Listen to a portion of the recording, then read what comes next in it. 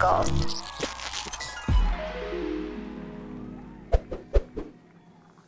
Hello and welcome to Marquis-Medical Talks. I'm Dana Blickensderfer, and today we meet with CEO Dr. Mark Schwaiger of Marquis-Medical Center. With over 20 plus medical facilities located throughout Alabama, Georgia, and Tennessee, he is known to be a powerhouse in the personal injury space. In this episode, we take a listen to a one-on-one interview for a Georgia-based medical magazine, the publication coming this fall of 2020. Let's take a listen. All right, so good afternoon, Dr. Mark Schwaiger. Hey, Dana. How are you? I'm good. This is, we just want to get a little bit behind the scenes to get to know the man behind Regional Medical Group. So few people realize that Regional Medical Group was founded after you suffered tremendous hardships in 2005 during Hurricane Katrina, making this successful venture your second act. What was it like coming to Georgia, starting all over again, only to build an even bigger practice than ever before? Well, of course, I went to Life Chiropractic College in the early 80s, the 1980s, here in Atlanta. So I've always had an affinity to Atlanta. And ironically, I had evacuated to Atlanta for Katrina. Oh, wow. Only to never go back. So at that point in time, I owned and operated 7 medical clinics as I practiced chiropractic in Louisiana for 5 years in the early 80s before migrating over to the medical side of the equation and specializing then in the treatment and management of personal injury cases, utilizing medical doctors there in New Orleans. 7 clinics, 6 of them flooded, and it was a different time, just a short 15 plus years ago, in that everything was manual. We had hard patient files. There was no electronic medical records.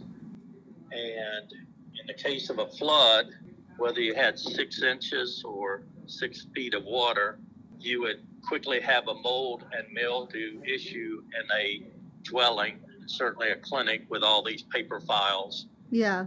So we were essentially out of business, period. The mailman did not pass for 3 months. Wow. The legal system did not open back up for another 8 months. So everybody essentially was out of business, the folks that actually had a business. It was very difficult to get support staff to work. So my world was turned upside down.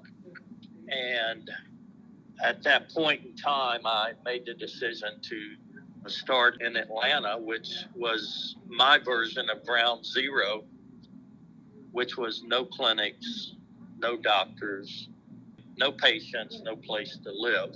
Wow. So that's where I started at that point in time. And I firmly believe that by doing the right things with the right people for the right reasons, that we built Regional Medical Group into the entity that it is today, whereby we have 21 staff physicians and over 170 support staff members and 19 clinics. That's incredible. You must be so proud of all the work put into it, even on a second turnaround in a different state. Well, when you have a catastrophic event like Katrina happen in your life, you realize that certain things are not as important. Yeah. Such as money, Mm-hmm. but the things that you wouldn't take money for, such as your family and your relationships, Your health. and your health are what's most important. Yeah. So it's kind of, it was like putting those things into perspective, which is what got you through it. It was step by step, baby steps, and looking at it in the rearview mirror, it was maybe harder than what I realized at the time, because at the time I was just doing what I had to do and calling upon an inner strength to make things happen on a day-by-day basis. Wow. What about these events has shaped the kind of leader you are today? Can you give us 3 leadership tips for uncertain times? during times like this is when several things happen, and that is that the strong get stronger.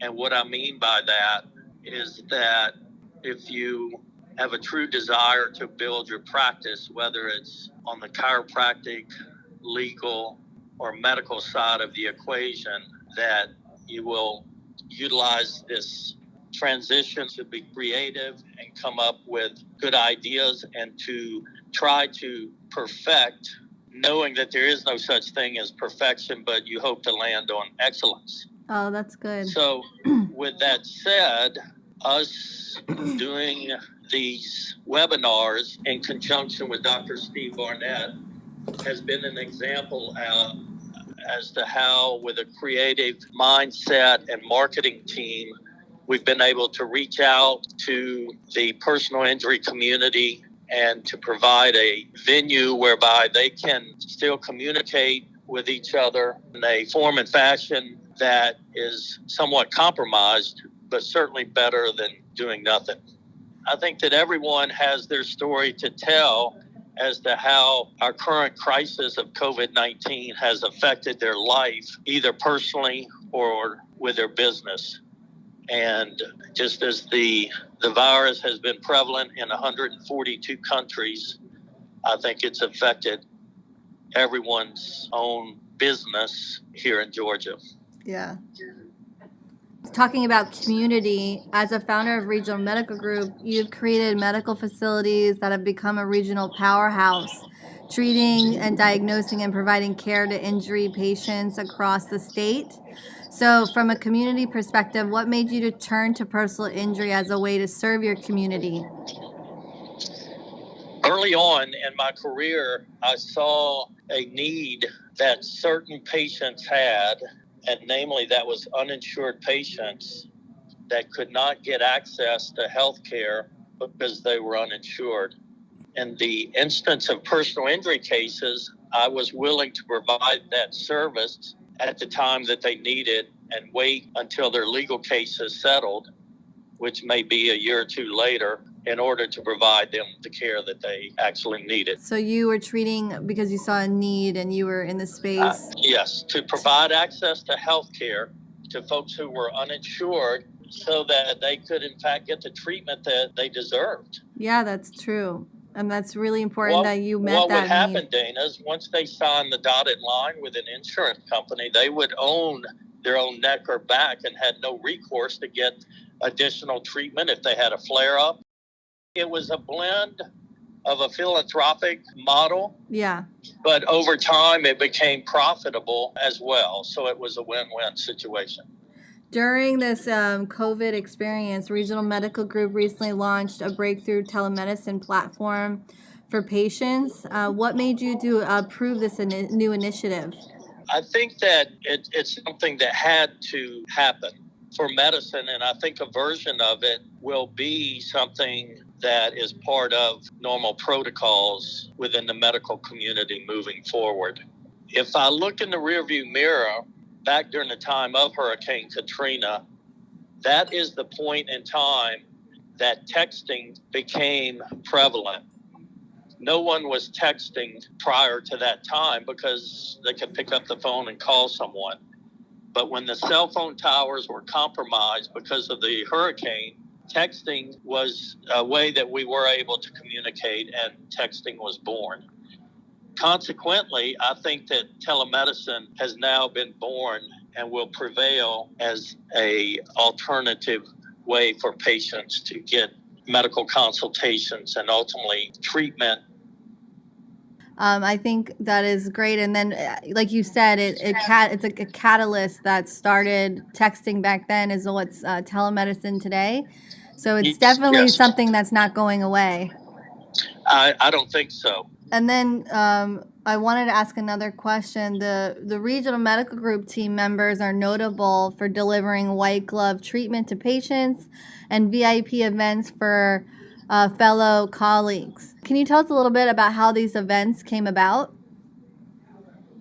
Well, I think that Dr. Steve Barnett was the originator of these, and I was the facilitator, if that makes sense. Yeah. So that aggregately, he and I were able to put these events on, as we still do today, and created a platform whereby other businesses can do the very same thing and market to the same audience several times throughout the year.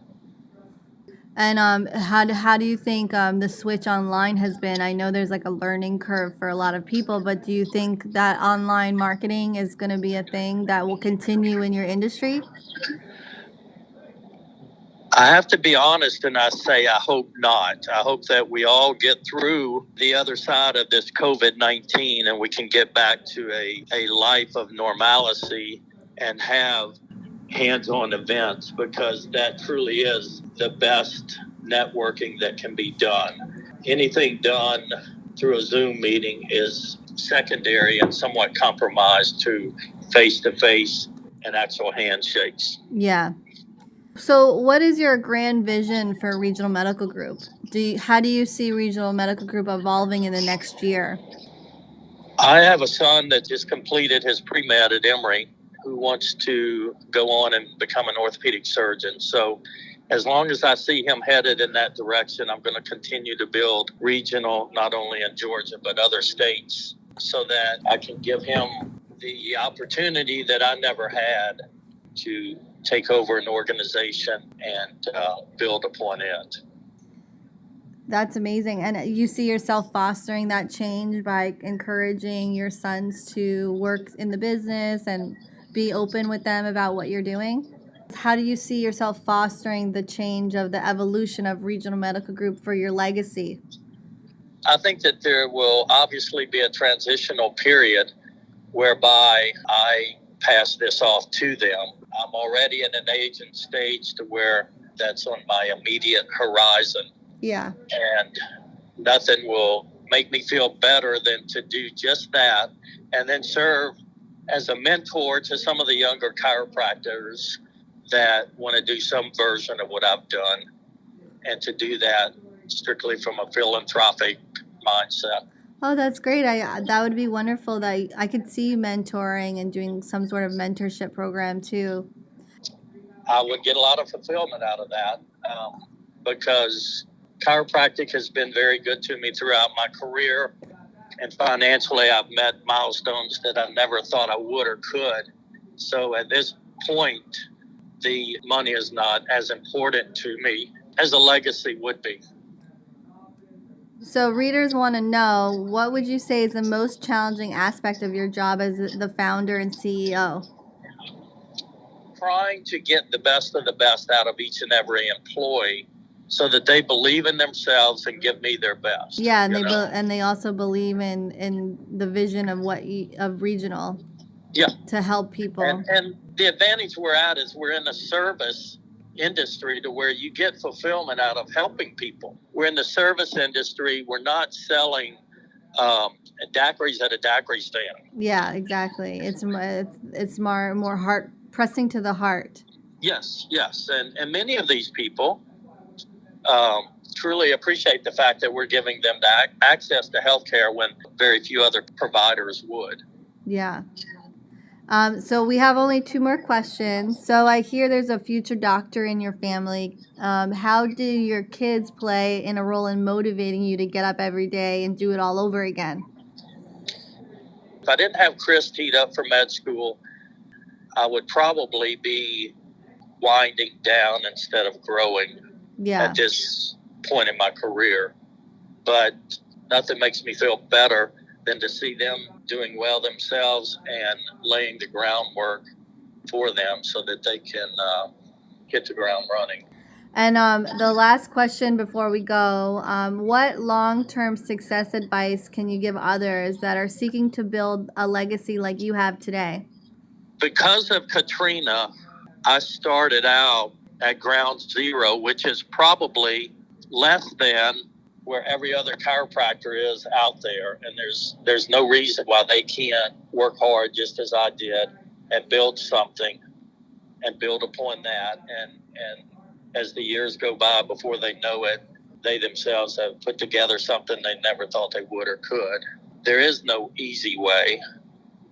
And in fact, it's probably harder today than it was just a few short years ago. Mm-hmm. I always called this the Mercedes 80s when things were much easier. But now reimbursement is down and bureaucracy is up with insurance companies. And you have to work harder than ever before, but moving forward, it's not going to get any easier. So there's no easy way out. You got to work hard and do the right things for the right reasons with the right people.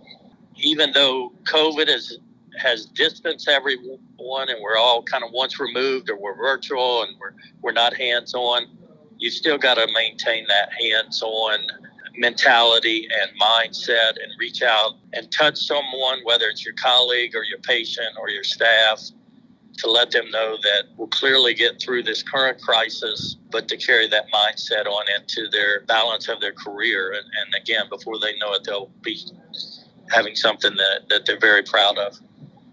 Oh, that's awesome. No, thank you so much, Dr. Mark, for your time. And Sure. we're gonna write a great story, and I appreciate it.